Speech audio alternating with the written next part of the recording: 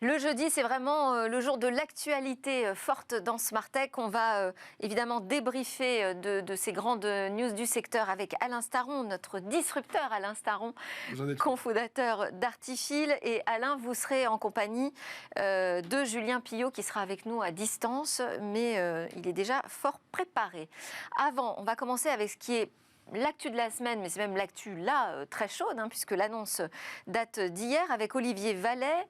Vous allez nous parler d'une alliance choc dans le domaine du cloud. Je dis choc parce qu'on l'attendait depuis longtemps, cette alliance 100% française pour nous offrir un cloud sur lequel on aurait une entière maîtrise. Olivier Vallet, je rappelle quand même que vous êtes le président directeur général de DocaPost, filiale numérique du groupe La Poste, et donc le chef de file aussi de ce projet qui embarque Dassault Systèmes, Bouygues Télécom, la Banque des Territoires. Donc des acteurs 100% français pour un cloud 100% souverain, c'est ça Olivier Vallet l'objectif? Absolument, vous l'attendiez, on l'a fait. En tous les cas, on va essayer de le réaliser. Oui, l'idée, c'est vraiment de pouvoir, à 4, construire ce cloud souverain qui va vraiment, dont notre colonne vertébrale est vraiment d'essayer d'utiliser de la technologie française, de pouvoir bien sûr maîtriser les données et ses exploitations, puisque c'est ça le sujet. Et on a 4 acteurs qui sont réellement très complémentaires et qui ont dans leur constitution, dans leur ADN, le fait de porter cette confiance et cette souveraineté. Alors, je n'ai pas envie de demander pourquoi eux, pourquoi ces acteurs. Bon, alors pourquoi vous? Vous allez me dire, d'abord parce que moi je suis chef de file, ok. Non, mais Dassault Systèmes, Bouygues Télécom, la Banque des Territoires. Donc, moi déjà, quand j'entends Bouygues Télécom, je pense opérateur, et là ça me replonge dans ces grands projets, ces grands plans cloud français qui ont échoué. Alors pourquoi ces 4 acteurs? Déjà, peut-être, si on fait un petit peu d'histoire, DocaPost, nous, ça fait à peu près 2 ans qu'on se dit que de toute façon, quand on se positionne comme le leader de la confiance numérique, là, on va faire plus de 820 millions d'euros de chiffre d'affaires, on va passer la barre du milliard d'euros l'année prochaine. On a besoin d'être un acteur majeur sur le marché du cloud. C'est pas optionnel, il faut qu'on trouve la manière de pouvoir s'associer. Je ne vous cache pas qu'on a été approché par pas mal d'acteurs, puisque nous, on apporte tous les services de confiance. Donc, je vous rappelle, l'identité, la signature, l'archivage, le vote. Et vous êtes hébergeur de données de santé. Et aussi. On est hébergeur de données de santé, puisque on a aussi le label HDS, qui est le label pour pouvoir héberger des données de santé. Et puis, on a... Mais quand vous dites approché par quel genre d'acteurs? Approché par beaucoup d'acteurs qui se disent aujourd'hui que si on veut créer un cloud français de ou confiance... étranger? Non, plutôt français. Puisque c'est ce qu'on porte dans notre ADN. Et puis, on a réfléchi à quels étaient les acteurs sur le marché avec lesquels on pourrait s'associer. Pourquoi Dassault Systèmes? Pour plusieurs raisons. La première, c'est que Dassault Systèmes a une filiale qui s'appelle Outscale, qui a déjà fait des investissements sur des infrastructures, puisqu'ils ont déjà le label Secnum Cloud sur la partie IaaS, donc la partie infrastructure. Dassault Systèmes est un industriel. Je n'ai pas besoin de dire que c'est quand même un leader mondial autour du logiciel, qui dispose aussi d'une surface financière extrêmement importante, parce qu'on est sur des projets d'investissement sur le long terme. Et puis, on a vu tout de suite qu'on se comprenait, qu'on partageait la même vision sur la confiance et sur la souveraineté, et qu'ensemble, on était très, très complémentaires. Ensuite, pourquoi Bouygues Télécom? On se dit que de toute façon, dans un cloud, il y a quand même un sujet de connectivité, il y a un sujet aussi d'objets connectés. Bouygues Télécom est aussi présent dans les collectivités territoriales, donc on s'est dit que c'était aussi pertinent d'embarquer un opérateur comme Bouygues Télécom qui, là aussi, porte dans son ADN la confiance et la souveraineté. Et puis, la Banque des Territoires, pourquoi la Banque des Territoires? Elle joue son rôle d'investisseur, de présence aussi dans les territoires, et on avait besoin de quelqu'un qui soit aussi capable de nous aider sur la partie financement pour pouvoir reconstruire ce consortium. Donc, c'est vraiment 4 acteurs qui sont vraiment complémentaires et qui ont un intérêt commun, une fois encore, confiance et souveraineté qui sont les 2 piliers qui vont nous animer. Olivier Vallet, je vous relance quand même sur ces anciens plans cloud qui ont échoué. Est-ce que vous avez re-regardé ce sujet pour essayer de ne pas reproduire les mêmes erreurs? Oui, alors pour être très franc, j'ai même lu le rapport de la Cour des comptes, oui. Puisqu'à l'époque, il y a eu un rapport de la Cour des comptes qui a analysé le GIEC. Franchement, on est juste dans un autre monde, parce qu'il s'est passé déjà je ne sais pas combien d'années. Et la grosse différence, c'est qu'à l'époque, on parlait de construire une offre qui partait from scratch de rien du tout, alors que là on est déjà sur des choses existantes, il y a une maturité du marché qui n'a juste rien à voir, et là on est... Et c'est vrai que le sujet de la souveraineté, à l'époque c'était une préoccupation, mais aujourd'hui ça devient vraiment une stratégie politique. C'est une stratégie politique, et de toute façon ça va devenir même, c'est devenir obligatoire, puisque de toute façon, pour répondre aux appels d'offres de la sphère publique et éventuellement des OIV demain, il faudra de toute façon avoir le label Secnum Cloud, donc c'est pas optionnel. Et puis le marché explose, puisqu'on est sur un marché qui est donné à plus de 30% de croissance par an, ouais. Et il y a une attente des clients aujourd'hui avec des offres qui n'existent pas encore, et il y a beaucoup de clients qui les attendent. Mais alors, donc on a quand même déjà ce marché largement préempté par les géants qu'on connaît très bien, qui nous viennent d'outre-Atlantique. Comment est-ce que vous allez pouvoir positionner cette offre pour qu'elle soit compétitive? Il ne suffit pas de dire on est 100% français. Absolument, vous avez entièrement raison. Déjà, peut-être quelques informations sur la manière dont on s'y est prise.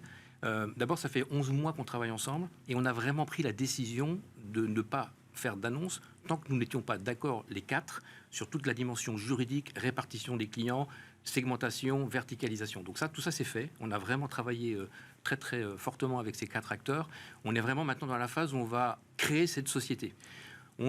Parce que là, oui, vous m'avez dit, vous l'attendiez, on l'a fait. C'est pas fait tout à fait. Hein. C'est pour 2023. On a fait en tous les cas l'ambition de l'annoncer. Maintenant, en effet, vous avez raison. Il va falloir qu'on passe à l'action et qu'on construise les offres, notamment sur la partie PaaS et SaaS, puisque la partie IaaS existe déjà. Mais donc où on en est aujourd'hui, c'est qu'on va toute la partie juridique est réglée.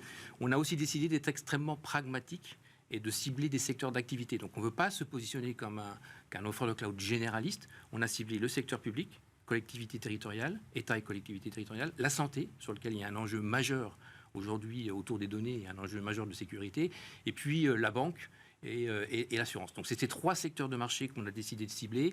On va être très pragmatique. Donc on va lancer des offres de services dès 2023 basique, IaaS, on va construire des offres sur la partie plutôt plateforme, la partie PaaS, et puis progressivement, on va venir enrichir ce catalogue de services en venant agréger d'autres acteurs français et européens. Il y a plein d'éditeurs aujourd'hui, il y a d'autres acteurs français qui peuvent venir rejoindre ce consortium pour pouvoir venir enrichir ce catalogue de services et offrir une offre qui sera plus large.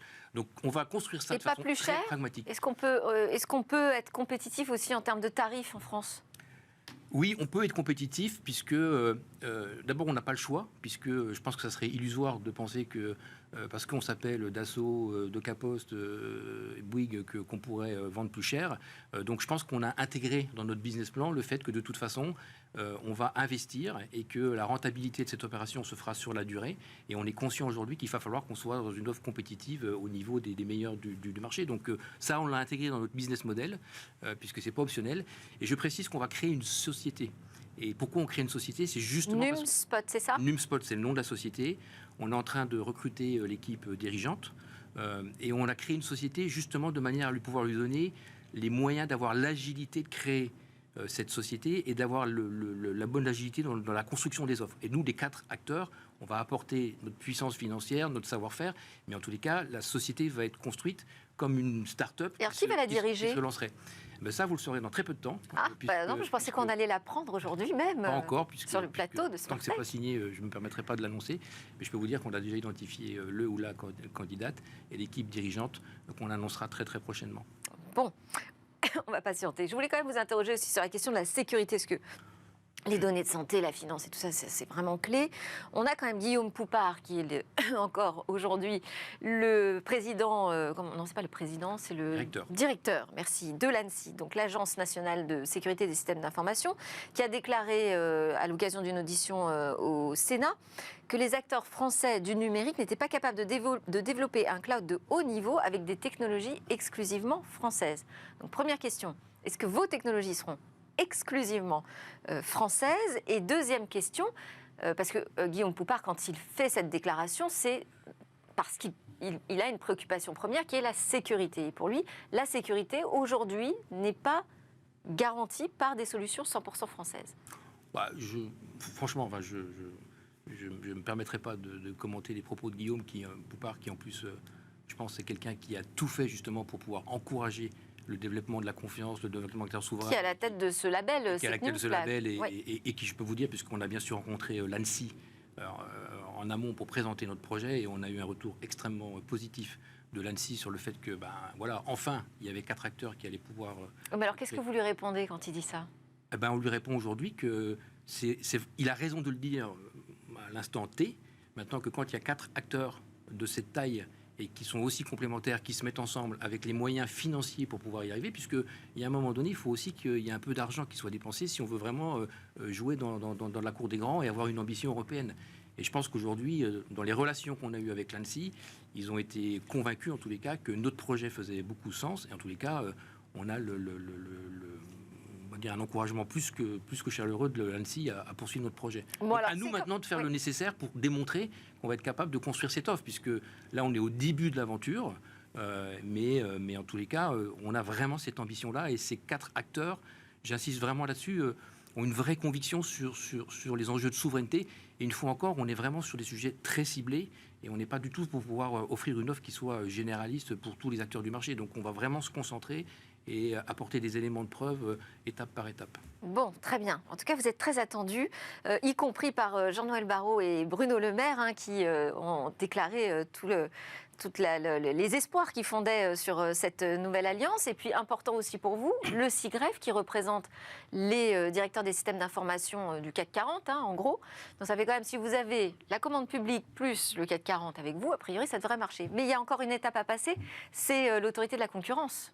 Oui, bon, comme tous ceux qui se lancent dans de telles aventures, il y a un processus. Voilà, je ne suis pas inquiet sur. Mais en tous les cas, nous, on pense que la société sera réellement créée le 1er janvier 2023. Et puis, entre aujourd'hui et le 1er janvier 2023, on est déjà en train de travailler sur la roadmap technologique qui va nous permettre de pouvoir relancer des services dès 2023. Eh bien, très bien, Olivier Vallet, vous viendrez chez nous alors le 1er janvier 2023. Avec grand plaisir. Je rappelle donc que vous êtes le président directeur général de DocaPost et donc tête de file de cette alliance dans un cloud 100% français. Alain Staron, j'ai pas eu le temps de vous donner la parole parce que sinon on n'aura pas le temps de débriefer ensemble des autres actualités. C'est parti pour le débrief.